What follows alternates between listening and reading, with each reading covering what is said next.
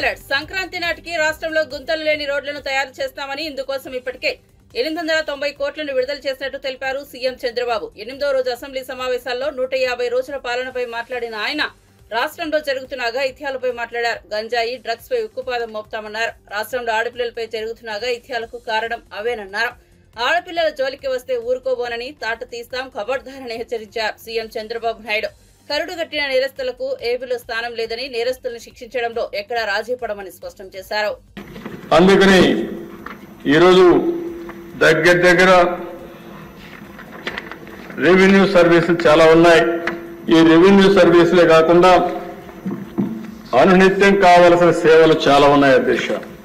ఈరోజు మీరు చూస్తే ఎండోమెంట్స్ దగ్గర అన్ని టెంపుల్స్ లో సేవల దగ్గర నుంచి ఎవ్రీథింగ్ మీరు చూస్తే 56 సర్వీసులు రాబోయే రోజుల్లో వాట్సాప్ సర్వీసెస్ కింద పెట్టేస్తాం. కరెంటు విషయంలో ఎనర్జీలో 39 వస్తున్నాయి, ఆర్టీసీలో 9 వస్తున్నాయి, ఆర్టీఏలో 4 వస్తున్నాయి, గ్రీవెన్సెస్ ఒక 6 వస్తున్నాయి, రెవెన్యూలో 16 వస్తున్నాయి, మున్సిపల్ అడ్మినిస్ట్రేషన్ ఒక 28 వస్తున్నాయి, పంచాయతీరాజ్లో ఉన్నాయి. దగ్గర 150 సర్వీసులు రాబోయే రోజుల్లో ఆన్లైన్లో పెట్టేస్తాం.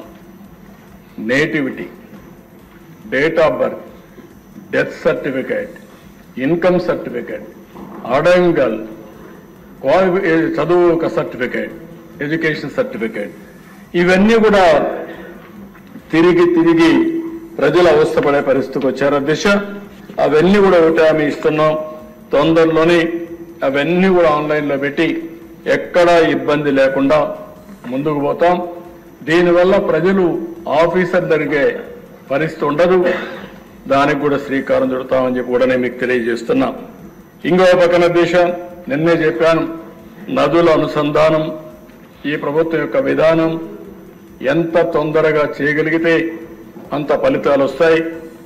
ఈ రాష్ట్ర దిశ మార్చే అవకాశం వస్తుంది. అది కూడా చేస్తామని చెప్పి కూడా నేను మీకు తెలియజేస్తున్నాను అధ్యక్ష. ప్రతి క్షణం ఈ 3 విషయాల్లో సంక్షేమ కార్యక్రమాలు ఏం చెప్పాం, ఇంకా ఎక్కువ ఏ విధంగా చేయగలుగుతాం, అభివృద్ధి ఇంకా తొందరగా ఏ విధంగా చేయగలుగుతాం, ఆదాయాన్ని ఏ విధంగా పెంచుతాం, సుపరిపాలన గుడ్ గవర్నెన్స్ కి నాంది పలుకుతూనే పారదర్శకతో పరిపాలన ఎట్టివ్వగలుగుతాం ఆలోచిస్తున్నాం. టెక్నాలజీ పూర్తిగా అనుసంధానం చేస్తాం. డీప్ టెక్ తో ముందుకు పోతాం. ఉదాహరణకు మొన్న డ్రోన్స్ కాన్ఫరెన్స్ పెట్టాం. 5 అవార్డ్స్ వచ్చాయి. ఏవైతే గిన్నిస్ అవార్డ్స్ 5 వచ్చాయి. అదే మరి అనేక ఫీల్డ్లో యూస్ కేసెస్ కూడా ఉన్నాయి. అందుకని డ్రోన్స్ కోసం ఒక డ్రోన్ సిటీ ఒకటి పెట్టి అక్కడే మ్యానుఫ్యాక్చరింగ్, డ్రోన్ పైలట్ ట్రైనింగ్, అదే సమయంలో సర్టిఫికేషన్ కూడా ఇచ్చి పెద్ద ఎత్తున దేశానికి కేంద్రంగా ఓరవకల్ డ్రోన్ సిటీగా తయారు చేయబోతున్నామని చెప్పి కూడా నేను మీకు తెలియజేస్తున్నాను. ఇదే కాకుండా సీసీటీవీ కెమెరాలకు ఎక్కువ ఇస్తున్నాం. సీఎం చంద్రబాబు హయాంలో వార్షిక అప్పు వృద్ధి రేటు 19.54% ఉంటే వైసీపీ పాలనలో 13.57% మాత్రమేనని వైఎస్ జగన్ చెప్పారు. మాజీ సీఎం జగన్ తాడేపల్లిలో విలేకరుల సమావేశంలో మాట్లాడారు. ఈ క్రమంలో రాష్ట్ర అప్పులపై సంచలన వ్యాఖ్యలు చేశారు. కోవిడ్ కారణంగా రాష్ట్ర ఆదాయం భారీగా తగ్గిపోయిన పరిమితికి లోబడే అప్పులు చేశామని వైఎస్ జగన్ తెలిపారు. కరోనా కల్లోలంలో దేశ వృద్ధి రేటు కూడా పడిపోయిందని గుర్తు చేశారు. టీడీపీ హయాంలో 11వ స్థానంలో ఉన్న రాష్ట్ర పారిశ్రామిక రంగం వైసీపీ హయాంలో 9వ స్థానానికి చేరిందని ఆయన పేర్కొన్నారు. మోసాలు, తాను చెప్పిన అబద్ధాలు అన్నీ కూడా బయటికి రాక తప్పదు, బయటికి రాని తప్పని పరిస్థితులు ఉత్పన్నమవుతాయి. కాబట్టి బడ్జెట్ తాను ఏ రకంగా పెట్టకుండా పోస్ట్పోన్ చేస్తూ చివరకు తాను బడ్జెట్ ప్రవేశపెట్టడం, ఆ బడ్జెట్ ద్వారా తాను ఇంతవరకు చెప్తా వచ్చిన అబద్ధాలన్నీ కూడా అబద్ధాలుగా ప్రూవ్ అయిపోయి ఉన్న పరిస్థితులను కూడా లాస్ట్ ప్రెస్ మీట్లో సుదీర్ఘంగా కూడా ఎక్స్ప్లెయిన్ చేయడం జరిగింది. అంత సుదీర్ఘంగా కూడా చెప్పినా కూడా చంద్రబాబు నాయుడు గారిలో మార్పు ఉంటుందా? అస్సలు ఉండదు. నేను ఇంతే, నేను అబద్ధాలు ఇలాగే చెప్తాను, ఎందుకంటే నేను సూపర్ 6 సూపర్ 7 ఎగరగొట్టాలని డిసైడ్ చేసుకున్నాను, కాబట్టి నాకు జస్టిఫికేషన్ కావాలి అన్న ఒకే ఒక్క దృక్పథంతోనే చంద్రబాబు గారి అబద్ధాలన్నీ కూడా కొనసాగుతూ వస్తున్నాయి బడ్జెట్ ప్రవేశపెట్టినప్పటికీ కూడా. అందుకే మరొకసారి ఆయన మాట్లాడిన మాటల మేరకు ఆయనకు సంబంధించిన ఆయన మంత్రివర్గ సభ్యులు సహచరులు మాట్లాడిన మాటల్లో వాటిని కూడా అడ్రస్ చేస్తూ కొనసాగింపుగా ఇదే బడ్జెట్ ప్రసంగం మీద నా 2వ ప్రెస్ మీట్ కూడా జరగబోతా ఉంది. రాష్ట్రానికి సంబంధించిన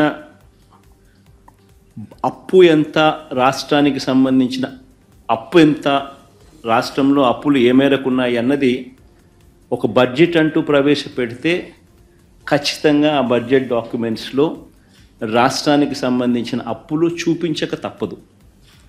ఇది బడ్జెట్లో ఖచ్చితంగా జరగాల్సిందే బడ్జెట్ అంటూ ప్రవేశపెడితే. కాబట్టి ఒక్కసారి రీకాల్ చేస్తూ మళ్ళా ఒకసారి అసలు చంద్రబాబు నాయుడు తానంతటి తానే ప్రవేశపెట్టిన ఈ బడ్జెట్లో తాను చెప్పిన లెక్కల ప్రకారమే అప్పుల విషయంగా మళ్ళా ఒకసారి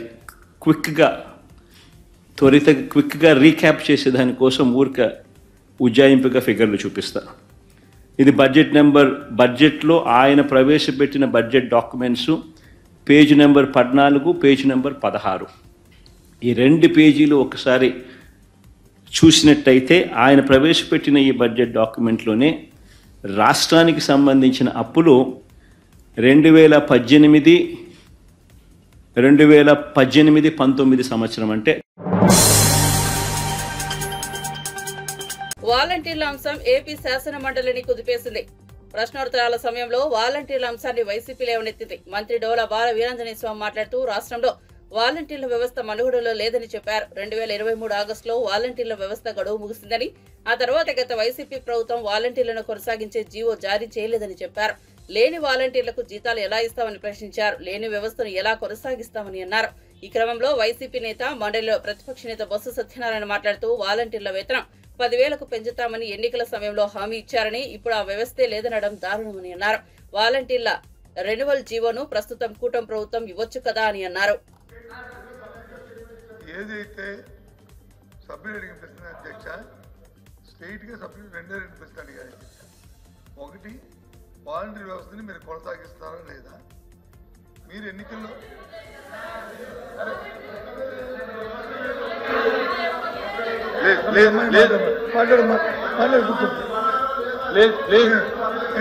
కొనసాగిస్తారా లేదా?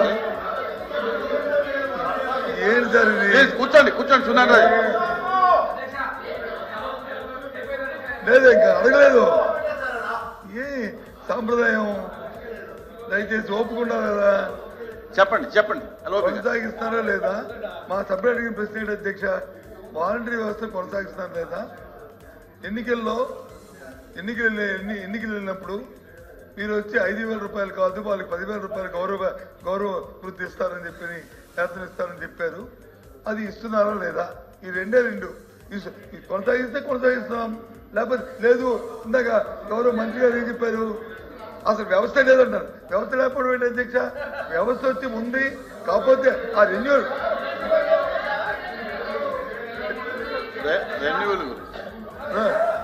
లోకేష్ గారు ఇంకా సమయం ఉంది, ఇంకా చాలా తెలుసుకోవాలి. తొందర ఎందుకు? వ్యవస్థ అనేది వాళ్ళు మంత్రులు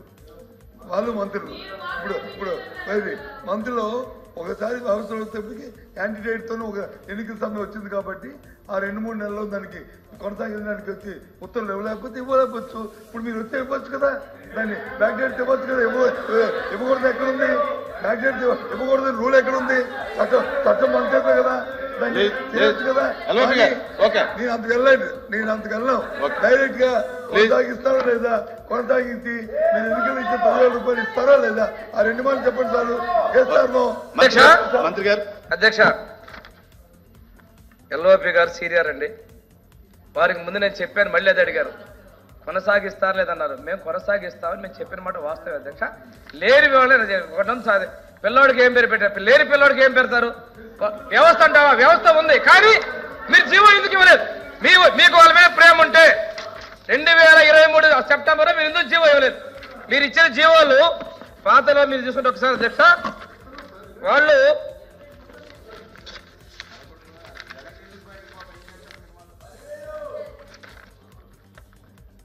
అధ్యక్ష 39/20 జీవో ఇచ్చారు. తర్వాత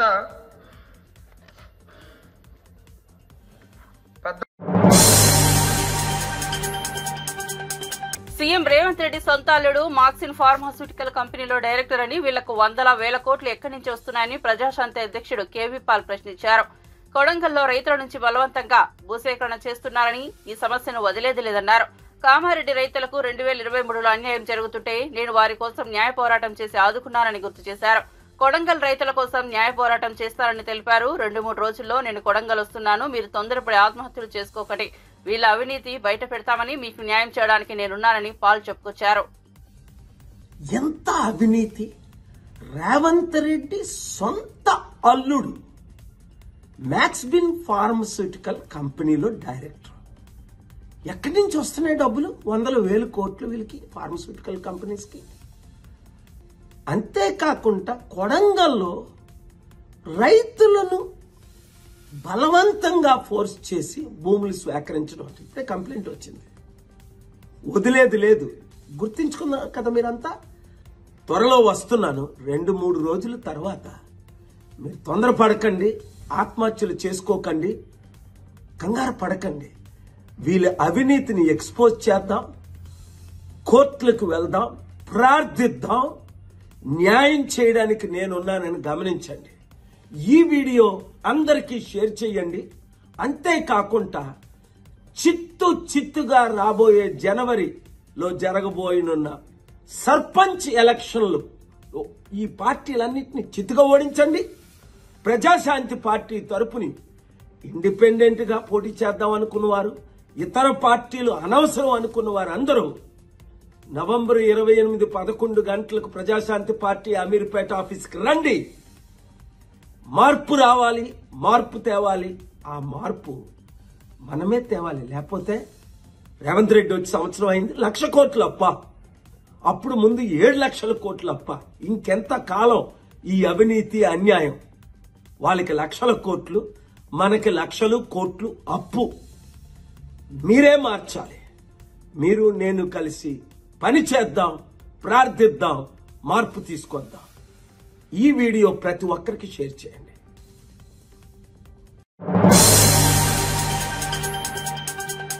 తన అన్న వైసీపీ అధినేత జగన్ పై ఏపీసీసీ అధ్యక్షురాలు షర్మిల మరోసారి తీవ్ర విమర్శలు గుప్పించారు. ప్రతిపక్ష హోదాకు అవసరమైనంత మంది ఎమ్మెల్యేలను కూడా గెలిపించుకోలేని జగన్ ప్రతిపక్ష హోదా అడగడం సిగ్గుచేటని అన్నారు. అసెంబ్లీకి వెళ్లని జగన్ కు ఎమ్మెల్యే పదవి ఎందుకని ప్రశ్నించారు.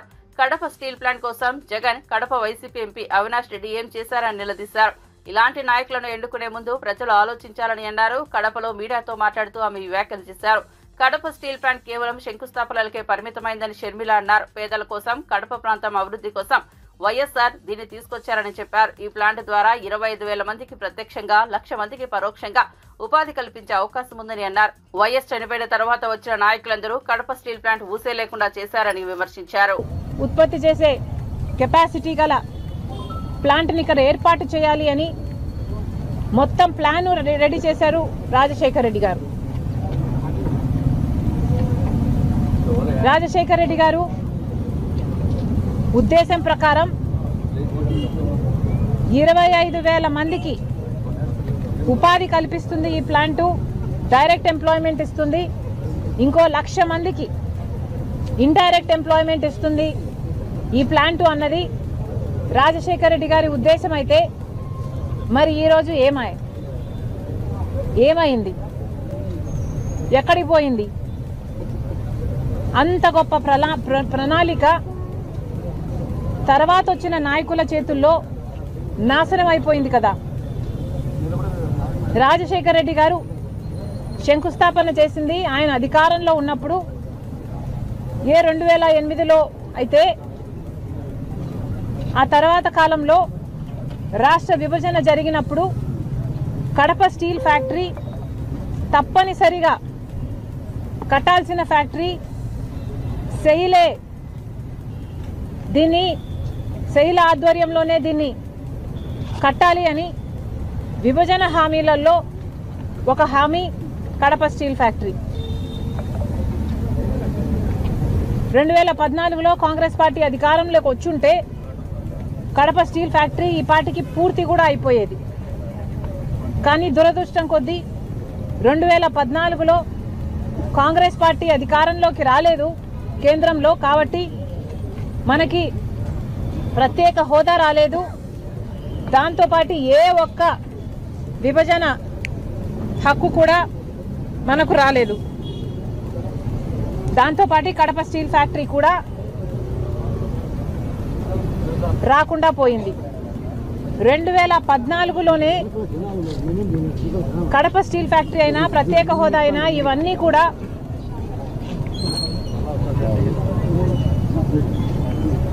ఇవన్నీ కూడా సాకారం అవ్వాల్సి ఉంటే బీజేపీ పార్టీ పుణ్యమా అని 2014లో అధికారంలోకి వచ్చారు. అప్పటి నుంచి ఇప్పటి వరకు కూడా ఒక్కటంటే ఒక్క విభజన హామీ కూడా బీజేపీ పార్టీ ఆంధ్ర రాష్ట్రానికి నెరవేర్చలేదు. ఇది అహంకారం కాకపోతే ఏమిటి? కడప స్టీల్ ఫ్యాక్టరీ సెయిలే చేయాలి అన్నది విభజన హామీ అయితే కుదరదు అని ప్రజలకు ఇచ్చిన హామీల అమలు విషయంలో ఆర్థిక క్రమశిక్షణ పాటిస్తూ ఒక్కో హామీని అమలు చేస్తున్నామని మంత్రి శ్రీధర్ బాబు అన్నారు.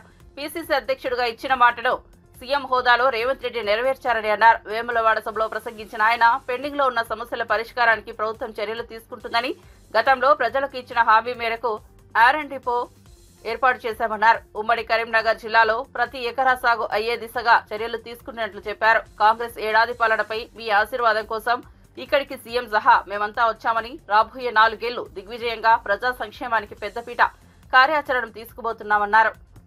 నిరంతరం ప్రజలలో తిరిగే శ్రమజీవి ప్రభుత్వ వేములవాడ అభివృద్ధికి కట్టుబడి ఉన్నారన్నారు. రాజన్న సమక్షంలో మళ్ళా తిరిగి వస్తాము. మేం చెప్పిన ప్రతి అభివృద్ధి సంక్షేమ కార్యక్రమాన్ని తూచా తప్పకుండా చేస్తామని ఆ రోజు పీసీసీ అధ్యక్షులుగా మరి వచ్చి రేవంత్ రెడ్డి గారు మాట చెప్పడం జరిగింది.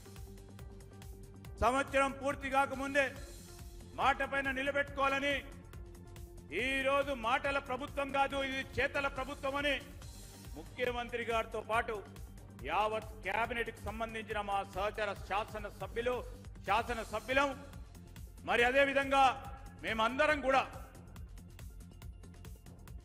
అనుకున్న పనిని చేయాలని ఒక ఉద్దేశంతోనే ఈ ఉమ్మడి జిల్లాకు సంబంధించిన సంక్షేమాన్ని నేను గాని మా మిత్రులు సోదరులు మరి ఈ ప్రాంతానికి ఒకప్పుడు మరి పార్లమెంట్ సభ్యులుగా ఉండి ఈరోజు మంత్రిగా నిలబడ్డ పొన్నం ప్రభాకర్ గారు ఉమ్మడి జిల్లాకు సంబంధించిన ప్రతి సంక్షేమం అభివృద్ధి విషయంలో రాబోయే 4 సంవత్సరాల కాలంలో మిగిలిపోయిన పనులన్నీ 10 సంవత్సరాల నుంచి ఈ జిల్లాకు సంబంధించిన జిల్లా వాసులు వేచి చూస్తా ఉన్న ప్రతి పనిని సూక్ష్మంగా ఆలోచన చేసి సంక్షేమం అభివృద్ధి ధ్యేయంగా మేమిద్దరం కూడా ఈరోజు ముందుకు తీసుకెళ్తా ఉన్నాం. మీ అందరికీ మనవి చేస్తా ఉన్నా. ఈరోజు ఆది శ్రీనివాస్ గారు మరొక శ్రమజీవి, పార్టీ పరంగా ఈరోజు ఎప్పుడో శాసనసభ్యుడు కావాలని అనేక సందర్భాల్లో మేము చెప్తా ఉంటాం. ఎన్నిసార్లు పోతావా, ఎన్నిసార్లు ఊర్లు తిరుగుతావు, మీకు ఆశీర్వాదం ఇచ్చే రోజు వస్తుంది అంటే కూడా వినకుండా నిరంతరం పొద్దున రాత్రి మధ్యాహ్నం అదే పనిగా ఒక ప్రక్కన కోర్టులో కేసులు కొట్లాడు, ఇంకో ప్రక్కన ప్రజా సమస్యలను ప్రతిపక్షంలో ఉండి వారి పక్షాన గొంతు విప్పడానికి ప్రయత్నం చేసిన మా ఆది శ్రీనివాస్ గారికి వేములవాడ నియోజకవర్గానికి సంబంధించిన ప్రజలు పట్టం కట్టి ప్రజా సంక్షేమానికి సంబంధించిన అంశం విషయంలో మీరందరూ ఆశీర్వాదం ఇచ్చినందుకు కూడా మీ అందరికి కూడా హృదయపూర్వకంగా కృతజ్ఞత తెలియజేస్తా ఉన్నాం. అదేవిధంగా సిరిసిల్ల నియోజకవర్గానికి సంబంధించి అనేక సంవత్సరాలుగా పెండింగ్ ఉన్న అనేక సమస్యలు మా తుమ్మల నాగేశ్వరరావు గారు ఎప్పుడు చెప్తా ఉంటారు. మేము మేనిఫెస్టోలో 6 గ్యారెంటీలతో పాటు వేదికపై కూర్చున్న మా సీనియర్ నాయకులందరం కూడా చర్చించి అనేక అంశాలను పెట్టినాం. ఈరోజు రాష్ట్ర ప్రజలందరికీ మేము తెలియజేస్తా ఉన్నాం, ఏ విధంగానైతే ఒక క్రమశిక్షణతో ఆర్థిక క్రమశిక్షణ తీసుకొచ్చి ఒక్కటి తర్వాత విజయవాడలో ఇటీవల వచ్చిన ఆకస్మిక వరదల సమయంలోనూ వైసీపీ పార్టీ బురద రాజకీయం చేసిందని హోంమంత్రి వంగలపూడి అనిత వెల్లడించారు. అసలు వైసీపీ నిర్వాహకం వల్లే విజయవాడకు వరద విపత్తు వచ్చిందని ఆమె పేర్కొన్నారు.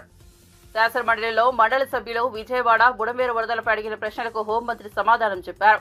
ఈ సందర్భంగా హోంమంత్రి అనిత మాట్లాడుతూ 20 నిమిషాలు కూడా వరద ప్రభావిత ప్రాంతాల్లో పర్యటించిన వాళ్లు కూటమి ప్రభుత్వాన్ని విమర్శించడమా అంటూ సూటిగా ప్రశ్నించారు. గతంలో ఎప్పుడూ లేనంతగా విజయవాడలో వర్షపాతం 36 సెంటీమీటర్లు నమోదవడం అంటే గతంలో లేని విధంగా 800 రెట్లు పెరిగిందన్నారు. విజయవాడ పరిసర ప్రాంతాల్లో సాధారణం కంటే ఎక్కువ వర్షపాతం నమోదైందని తెలిపారు. 11 రోజులు తన అడ్మినిస్ట్రేషన్ డిపార్ట్మెంట్ అందరిని అక్కడే పిలిపించి బస్సు చేసి విజయవాడని తిరిగి తన వాళ్ళందరూ కూడా పనులు చేసుకునే విధంగా విజయవాడని తిరిగి పునరుద్ధరించారని చెప్పడానికి ఈ రోజు మనం కాదు అధ్యక్ష, 5 కోట్ల మంది ప్రజలే కాదు ప్రపంచంలో తెలుగు వాళ్ళందరూ కూడా చూశారు అధ్యక్ష. నేను అందుకే చెప్తాను అధ్యక్ష, సుమారుగా 10 రోజుల పాటు అక్కడే ఉండి రాత్రులు పగలు కూడా ఎక్కడ కూడా బురద వాటర్లో అయినా డ్రైన్ వాటర్లోనైనా ఎక్కడ కార్పెట్లు వేసుకొని గట్ల మీద నుంచొని చూడలేదు అధ్యక్ష. ఒక సీఎం స్థాయిలో ఉన్న వ్యక్తి, 70 సంవత్సరాలు పైబడిన వ్యక్తి సింగనగర్ లాంటి ప్రదేశాల్లో కూడా అధ్యక్ష అక్కడికి వెళ్లి డ్రైన్ వాటర్ లో కూడా దిగి ప్రొక్లైనర్ లెక్కి జేసీబీ లెక్కి అక్కడున్న వాళ్ళందరికీ కూడా సహాయక శిబిరాల దగ్గరికి సందర్శించి సహాయక చర్యలు అందుతున్నాయా లేదా అన్నదైతే చాలా క్లియర్ గా చూసిన సందర్భం అయితే ప్రపంచం అంతా కూడా చూశారు అధ్యక్ష. వాటితో పాటు అధ్యక్ష సుమారుగా ఫుడ్ ప్యాకెట్స్ కూడా చెప్పారు, ఇందాక చెప్పాం అధ్యక్ష. 1,15,00,000 మందికి ఫుడ్ ప్యాకెట్స్ ఇచ్చాము అధ్యక్ష. ఆ రోజు ప్రత్యక్షంగా నేనున్నాను అధ్యక్ష, డిజాస్టర్ మేనేజ్మెంట్ మంత్రిగా. ఆ రోజు చంద్రబాబు నాయుడు గారు అక్కడ విజిట్ చేసేటప్పుడు, గౌరవ సీఎం గారు అక్కడ విజిట్ చేసేటప్పుడు నేనున్నాను. ఉండినప్పుడు అక్కడ ఉన్న సీరియస్నెస్ చూసుకొని సార్ ఇమ్మీడియట్ గా అక్కడ కొంచెం ముందుగా ఇన్ఫార్మ్ చేసే పరిస్థితి కూడా కాదు అధ్యక్ష. ఇమ్మీడియట్ గా నేను తక్షణమే నియర్ బై ఏ ఆఫీస్ ఉందో కనుక్కోండి అని చెప్తే కలెక్టర్ ఆఫీస్ నియర్ బై ఉందంటే కలెక్టర్ ఆఫీస్ దగ్గరికి వెళ్ళి అక్కడ ఏ ప్రజలకి సాయంత్రం అవుతుంది, చీకటి పడుతుంది, కరెంట్ లేదు, డెఫినెట్ గా వాళ్ళకి ఛార్జీలు ఉన్నాయో లేదో కూడా తెలియదు. కొవ్వొత్తుల దగ్గర నుంచి అగ్గిపెట్టెలు తడిచిపోతే లైటర్లు కూడా అధ్యక్ష అవన్నీ కూడా సరఫరా చేయమని చెప్పిన వ్యక్తి ఎవరున్నారు అధ్యక్ష? వినండి, మనకి ఎలాగో ఆలోచన రాదు మొత్తం అధ్యక్ష. ప్రతిపక్షం ఇవన్నీ ఇలా జరుగుతుంటే అధ్యక్ష ప్రతిపక్ష నాయకుడి కింద జగన్మోహన్ రెడ్డి గారు ఆ రోజు వచ్చారు అధ్యక్ష. మొత్తం 20 రోజుల పైన విజయవాడ జల దిగ్బంధం అయిపోతే 20 నిమిషాలు కూడా ఒక కార్పెట్ వేసుకొని అక్కడ కూడా దిగకుండా ఒకసారి చూసి బయటకు వచ్చి సాక్షి పేపర్లో తప్పుడు రాతలు రాసే పరిస్థితి.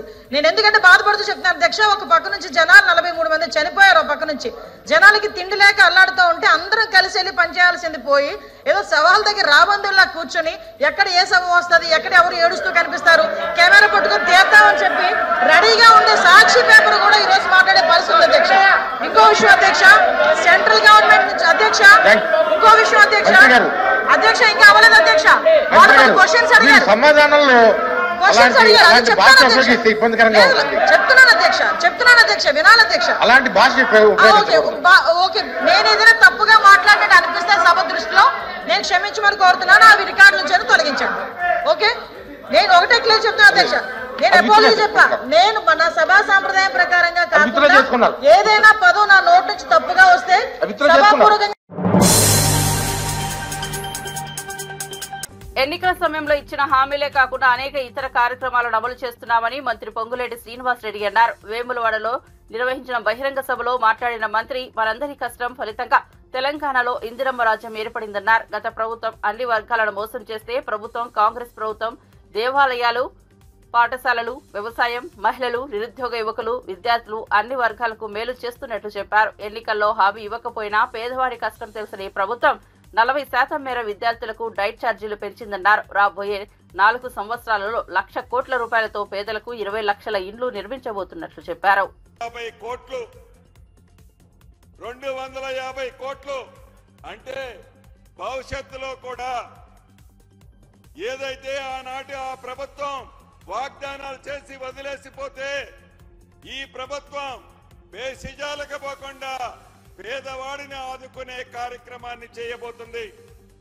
ఇక రెవెన్యూ విషయానికి వస్తే ఏదైతే ధరణి కార్యక్రమం ద్వారా పేదవాడికి సంబంధించిన ఆస్తులు తెలంగాణ రాష్ట్రంలోని 2,59,00,000 ఎకరాలని ఆనాటి ప్రభుత్వం ధరణి పేరుతో విదేశ సంస్థకి తాకట్టు పెట్టింది.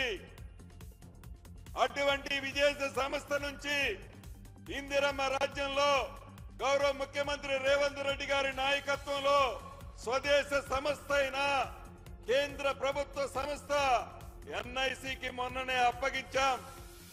2020 చట్టం వారి స్వార్థం కోసం, పేదోళ్ల భూములు దోసుకోవటం కోసం, వాళ్ళు ఆస్తులు సంపాదించడం కోసం 2020 చట్టాన్ని తెచ్చారు.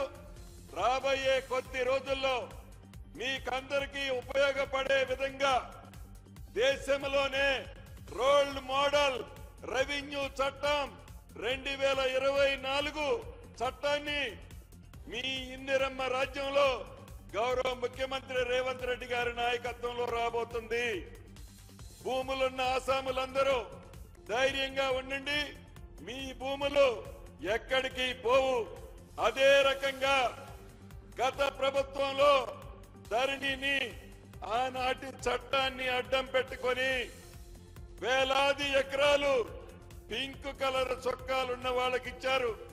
వాటన్నిటినీ ఇందిరమ్మ రాజ్యంలో తప్పకుండా వెనక్కి తీసుకుంటాం, పేదోళ్లకి పంచి పెడతామని తెలియజేసుకుంటూ మరొక్కసారి మీ అందరికీ మనస్ఫూర్తిగా అభినందనలు, కృతజ్ఞతలు చెప్తూ సెలవు తీసుకుంటున్నానన్నా. Thank you very much.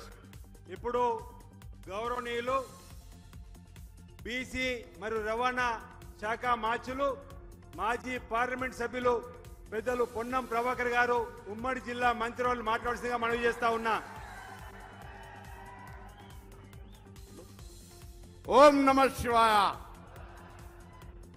శైవ క్షేత్రంలో ఆనాడు పిసిసి అధ్యక్షుడిగా పాదయాత్ర చేసి ఆ శివుని ఆశీర్వచనం తీసుకొని ముఖ్యమంత్రిగా శివుని దగ్గరకు వచ్చేటప్పుడు అన్ని రకాల మాటల్ని, అన్ని రకాల ప్రజల మద్యం అమ్మకాలు పారదర్శకంగా ఉండాలని ఏపీ ముఖ్యమంత్రి చంద్రబాబు అన్నారు. కేవలం వైన్ షాపుల ద్వారా మాత్రమే అమ్మకాలు జరగాలని చెప్పారు. ఎవరైనా బెల్ట్ షాపులు పెడితే వారి బెల్ట్ తీస్తామని మాస్ వార్నింగ్ ఇచ్చారు. బెల్ట్ షాపులు లేకుండా స్థానిక ఎమ్మెల్యేలు చూసుకోవాలని చెప్పారు. రాష్ట్రంలో ఎవరైనా క్రైమ్ కు పాల్పడితే తాట తీస్తానని హెచ్చరించారు. అమ్మాయిలు, మహిళలపై సోషల్ మీడియాలో ఎవరైనా పోస్టులు పెడితే అదే వారికి ఆఖరి రోజు అన్నారు. అసెంబ్లీలో మాట్లాడుతూ ఆయన ఈ వ్యాఖ్యలు చేశారు. ఎక్కడైతే గంజాయికి మూలాలున్నాయో, ఎక్కడైతే పండిస్తున్నారో అక్కడి నుంచే సోర్స్ లో నుంచే దాన్ని కంట్రోల్ చేసే బాధ్యత తీసుకున్నాం. ఈ నెలలోనే లేకుంటే ఫస్ట్ వీక్ లో ఈ డ్రగ్స్ కు వ్యతిరేకంగా పెద్ద ర్యాలీ కూడా తీయాల్సిన అవసరం ఉంది. దిశ ఈ సభలో నేను అనౌన్స్ చేస్తున్నా. మనందరికీ నేను చూసుకొని ఆ టైమింగ్స్ కూడా చూసుకొని ఒక రోజున విద్యార్థుల్లో కూడా అవేర్నెస్ తీసుకొద్దాం, పిల్లల్లో కూడా అవేర్నెస్ తేవాల్సిన అవసరం ఉంది. పేరెంట్స్ కూడా విజ్ఞప్తి చేస్తున్నాను. దిశ పిల్లలతో మాట్లాడండి, ఎడ్యుకేట్ చేయండి. కొంతమంది చూస్తే ఏంటి దిశ 16 సంవత్సరాలు 18 సంవత్సరాలు ఒక పక్క చూస్తే భవిష్యత్తుకు ముందుకు పోతున్నారు. ఈరోజు పేపర్లో నేను చూస్తే 3,10,000 మంది అమెరికాకు చదువుకోవడానికి వెళ్తున్నారు. అందులో అధ్యక్ష 56% ఆంధ్రప్రదేశ్, తెలంగాణ తెలుగు వారు వెళ్తున్నారు. దేశమంతా 46% అయితే 54%, 56% మన వాళ్ళు వెళ్లే పరిస్థితికి వచ్చారు. అంటే ప్రపంచం మొత్తం నాలెడ్జ్ ఎకానమీలో రాణిస్తున్నారు. కొంతమంది పనికిరాని పిల్లలు, ఆ పిల్లలు కూడా తప్పు కాదు, మనం కూడా తయారు చేయాలి, మాట్లాడాలి. వాళ్ళ విషయాలు ఎప్పటికప్పుడు మాట్లాడి వాళ్ళను కూడా సమాయత్తం చేయాల్సిన బాధ్యత, మెంటల్ గా ప్రిపేర్ చేయాల్సిన బాధ్యత ఉంది. ఒకవేళ ఎవరన్నా కానీ సరిగా కానీ ఉండకపోతే అలాంటి వాళ్ళని కఠినంగా వాళ్ళపైన యాక్షన్లు తీసుకుని తద్వారా ఒక మెసేజ్ కూడా ఇవ్వాల్సిన అవసరం ఉంది. ఎవరైతే కరుడుగట్టిన నేరస్తులు కూడా హెచ్చరిక చేస్తున్నా అలాంటి నేరస్తులు ఉండవలసిన ప్లేస్ ఆంధ్రప్రదేశ్ రాష్ట్రం కాదు. అది గుర్తుపెట్టుకోండి. మీరు ఒక సవాలుగా సమాజానికి తయారైతే మీ తాట తీసే బాధ్యత ఈ ప్రభుత్వం తీసుకుంటుందని చెప్పి కూడా హెచ్చరిస్తున్నారు అధ్యక్ష. ఎక్కడ రాజీ పడం. ఇంకో పక్కన దిశ ఫింగర్ ప్రింట్ వ్యవస్థకు డబ్బులు ఇవ్వలేకపోయాను. ఈరోజు 120 కోట్లు ఇచ్చాం, వెహికల్స్ డబ్బులు ఇచ్చాం, కొత్త వెహికల్స్ అని పెడుతున్నాం, టెక్నాలజీ ప్రాధాన్యత ఇస్తున్నాం. భవిష్యత్తులో పోలీస్ శాఖను బలోపేతం చేసి లా అండ్ ఆర్డర్కి టాప్ ప్రియారిటీ ఇస్తామని చెప్పి కూడా నేను మీకు తెలియజేస్తున్నాను. ఇది కాకుండా దేశ ఈరోజు ఈ ప్రభుత్వంలో మీరు ఒకసారి చూస్తే సుపరిపాలనకు నాంది పలికాం. ఒక పక్క అభివృద్ధి సంక్షేమం సుజావుగా జరగాలంటే పరిపాలన గుడ్ గవర్నెన్స్ ఉండాల్సిన అవసరం ఉంది. అందుకనే ఈరోజు మీరు చూసినప్పుడు 1వ తారీఖునే ఉద్యోగస్తులకి, పింఛన్దారులకి, ఎవరైతే పెన్షనర్స్ ఉన్నారో వాళ్ళందరికీ కూడా 1వ తారీఖు ఇచ్చే పరిస్థితి తీసుకొచ్చాం. ఇక్కడ ఒక ల్యాండ్ టైటిలింగ్ యాక్ట్ రద్దు చేశాం.